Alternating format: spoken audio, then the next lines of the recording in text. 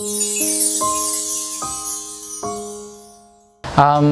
everyone, I'm Angela Albaitar, I'm 21 and I am currently studying sa Bicol University, taking up Bachelor of Arts in Broadcasting, third year. Sa family namin, since si mama po siya yung customer ng K-Servicos, nag-start po ng 2007, K-Servico Daraga visited the LGU Piduran, and then si mama na attract na mag-avail ng services since may mga offerings na very accommodating and very customer friendly. Actually, we have several appliances and mga vehicles, like we have 2 TVs na and 2 refrigerator, and then ngayon 2 motor na galing sa K-Servico po.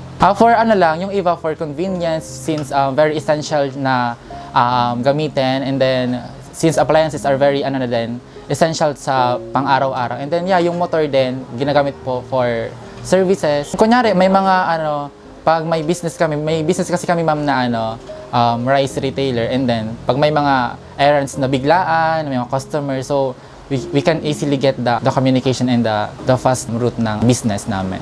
Since marami na kaming na-avail na appliances dito sa inyo, nagustuhan kasi ng family namin yung zero interest. It's very helpful for us na walang dagdag yung binabayaran namin buwan-buwan, and then the employee of your office is very friendly and then very considerable. Pag magsisingil sila, which is very kind. We really enjoy, and we are very grateful sa mga offers ninyo. Minsan nga sa family namin, may offer kayo na kahit walang interest or down payment, right after the day or within the day, nakukuha namin yung appliances or item na gusto namin kunin. They provide a good services and an adequate customer service, the way you communicate with your customer. So feeling ko yun din yung isang dahilan kung bakit patuloy kaming nag-avail ng services sa K-Servico po. More blessings to come.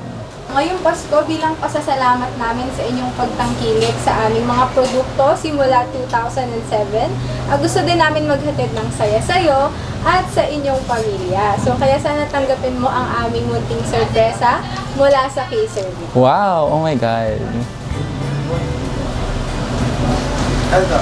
Hala! May paano ang K-Servico, may grocery package yun. Oh my God! Na-overwhelm naman ako. Ala, sakto sira na yung burner namin. Actually, I was overwhelmed, and mayroon palang pa ganito. Akala ko nag-interview for good. Ano bang tawag dito? Yung parang ratings, mga ganon-ganon. So very thankful din, and sana marami pang matulungan ng K-Servico na katulad namin. We got really yung kaluwagan sa hinahatid yung serbisyo sa amin as a customer. So thank you so much po. May pang Noche Buena na kami.